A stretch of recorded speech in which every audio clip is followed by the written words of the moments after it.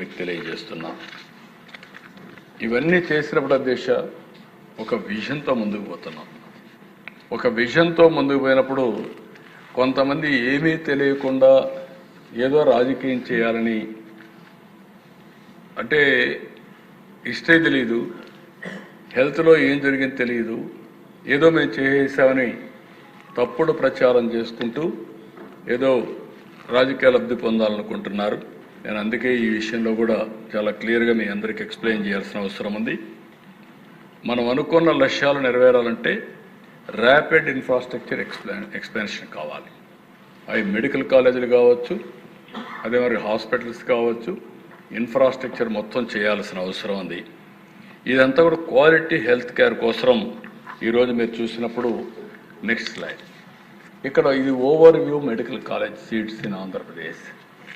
95-96లో 6 కాలేజీలు ఉన్నాయి. 2004కు వచ్చినప్పుడు నేను ముఖ్యమంత్రి అయినప్పుడు 8 కాలేజీలు కొత్తగా తీసుకొచ్చాం. ఇక్కడ తెలంగాణలో తీసుకొచ్చాం. ప్రతి జిల్లాకు ఒక మెడికల్ కాలేజీ పెట్టాలని 23 జిల్లాలకు 23 మెడికల్ కాలేజీలు పెట్టింది మొదటిసారి ఇండియాలో, first of its kind. That we have done. దానివల్ల 15 కాలేజీలు అయినాయి.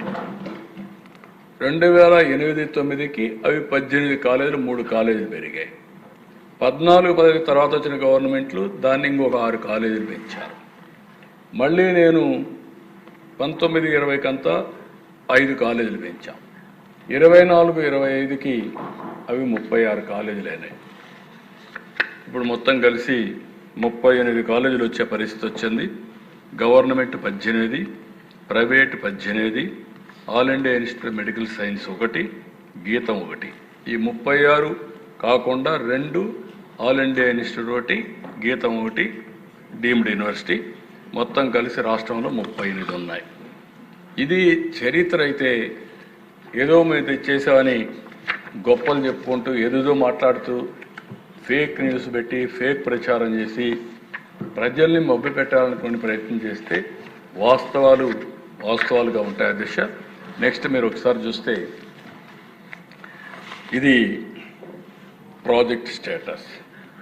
2020-21 17 మెడికల్ కాలేజీలు పెడతానని చెప్పి అనౌన్స్ చేసి వీళ్ళు ఖర్చు పెట్టింది 1550 కోట్లు, 18%. దీనికి కావాల్సింది మొత్తం కలిసి 8480 కోట్లు కావాలి. 8480 కోట్లు కావాలంటే వీళ్ళు ఖర్చు పెట్టింది 1550 కోట్లు. అదే సమయంలో ఇదే స్పీడ్లో కానీ పనులు చేస్తే లాస్ట్ ఎలక్షన్ ముందు 347 కోట్లు రిలీజ్ చేశారు. అయితే నేను వచ్చిన తర్వాత దగ్గర 787 కోట్లు రిలీజ్ చేశాం. నేను విధ్వంసానికి ఎప్పుడు పోను. వీళ్ళు కానీ విధ్వంసం చేసినా దాన్ని కరెక్ట్ చేయడానికే పోతాను. నేను అందుకనే ప్రజావేదిక అట్లనే పెట్టా, విధ్వంసానికి చిహ్నంగా ఉండాలని. అదే విజయనగరంలో నేను ఆ రోజు ట్రైబల్ యూనివర్సిటీ తీసుకొస్తే ఎయిర్పోర్ట్ దగ్గర వస్తే బెస్ట్ యూనివర్సిటీ వస్తుందని చెప్పి అనుకున్నాం. దాన్ని మార్చి సాలూరు తీసుకెళ్లారు. కానీ సాలూరు తీసుకుపోయాడు కాబట్టి నేను అడ్డం పడాలని నేను పడను. సాలూరులో ట్రైబల్ యూనివర్సిటీ పూర్తి చేసే బాధ్యత నేను తీసుకున్నాను. ప్రజా ఇంట్రెస్ట్, పబ్లిక్ ఇంట్రెస్ట్ కోసం అలాంటి కార్యక్రమాలు చేసి ముందుకు పోయాం. ఈరోజు 11 మెడికల్ కాలేజీలు మీరు చూస్తే ఆయన కట్టినట్టు కనుక కడితే ఇంకొక 15 ఏళ్ళు అవుతుంది. 15 ఏళ్ళు మనుషులు బతకాలి, ఆ తర్వాత కాలేజీలు వస్తాయి. అందుకే నేను ఆలోచించింది ఏంటంటే ఈ 11 కాలేజీలు ఆపరేషన్లు ఇచ్చేయాలనే ఉద్దేశంతో అన్నీ కూడా డీఫంక్ట్ అవుతా ఉంటే 787 కోట్లు ఇచ్చాం. 787 కోట్లు ఇచ్చి ఆ 6 కాలేజీల్ని కంప్లీట్ చేసి ఆపరేషన్లు ఇచ్చేసి మిగిలిన 10 కాలేజీలు 11 కాలేజీలు ఆలోచిస్తున్నాం. అడ్వాన్స్ స్టేజ్లో వదిలిపెట్టి కడం 10 కాలేజీలని పీపీపీ మోడల్లో పోతే బెటర్గా ఉంటుంది. Better quality, improved health care వస్తున్న ఉద్దేశంతో ముందుకు పోతున్నాం. నెక్స్ట్ ఇక్కడ మీరు చూస్తే 18% ఖర్చు పెట్టారు లాస్ట్ వరకు. మనం 9% ఖర్చు పెట్టాం 1 ఇయర్లో. ఆయన 5 ఏళ్ళు ఖర్చు పెట్టింది 18% అయితే 1 ఇయర్లో మనం 9% దానికి కూడా ఖర్చు పెట్టాం. ఆ నుంచి బకాయిలు పెట్టినటువంటి ఎన్టీఆర్ వైద్య సేవకు డబ్బులు కూడా మనమే ఇచ్చే పరిస్థితికి వచ్చాం. ఏ కాలేజ్ ఆయన మాట్లాడినట్టు మీరు చూసినప్పుడు చూస్తే 487 కోట్లు కావాలి రాజమండ్రికి, 81 కోట్లు ఖర్చు పెట్టాడు. మనం ఇచ్చింది 53-54 కోట్లు మనం ఇచ్చాం. ఇంకో పక్క ఏలూరు 525 కోట్లు కావాలి, 136 కోట్లు ఇచ్చారు. 53 కోట్లు కావాలి, మనం ఇచ్చాం. 475 కోట్లు నంద్యాల, 75 కోట్లు 57 కోట్లు మనం వస్తానే ఇచ్చాం. మచిలీపట్నం 206 కోట్లు 86 కోట్లు మనం ఇచ్చాం. 550 కావాలి. అదే మరి పాడేరు 500, వాళ్ళు ఇచ్చింది 111, మనం 35 ఇచ్చాం. పిడుగురాళ్ళ 500 కావాలి, 174 ఇచ్చారు, 24 మనం ఇచ్చాం. అదే మరి విజయనగరం 500 కావాలి, 110, 73 మనం ఇచ్చాం. ఇది వాస్తవాలు ఈ విధంగా ఉంటే రకరకాలుగా మాట్లాడే పరిస్థితికి వచ్చారు. మిగిలిన కాలేజీలు కూడా మీరు ఒకసారి చూస్తే పులివెందుల 500 కోట్లు కావాలి, ఆయన ఊరు కాబట్టి 396 ఖర్చు పెట్టాడు. అదే మరి మనం వచ్చినాక దానికి కూడా 6 కోట్లు ఇచ్చాం, ఇంకా 100 కోట్లు ఖర్చు పెట్టాలి. దానికి కూడా ఏం చేయాలో వర్కౌట్ చేస్తున్నాం. అదే మరి అమలాపురం 475, 60 కోట్లు వాళ్ళు ఇచ్చారు, మనం 63 కోట్లు ఇచ్చాం. మార్కాపురం 475, 46, 25. అదే మరి మదనపల్లి 475, 28, 43. అదే మరి 475 ఆదోనికి 47, 30. బాపట్ల 505, 67, 22. అదే మరి పెనుగొండ 475, 37, 18. పాలకొల్లు 475, 75, 59 లక్షలు మనం ఇచ్చాం. అదే మరిగా నర్సీపట్నం 500, 13, మనం 10 ఇచ్చాం. పార్వతీపురం 600 కోట్లు, 1 పైసా కూడా ఇవ్వాల, ఫౌండేషన్ కూడా వేయాలి. ఇప్పుడు చెప్తున్నాడు ఇచ్చేసారు, కాలేజ్ అయిపోయింది, మీరు తీసేసారంటాడు. ఏమనాలో మనకే అర్థం కాదు. అంటే అధ్యక్ష, ఇలాంటి చౌకబారు రాజకీయాలు చేయడం కరెక్ట్ కాదు అధ్యక్ష.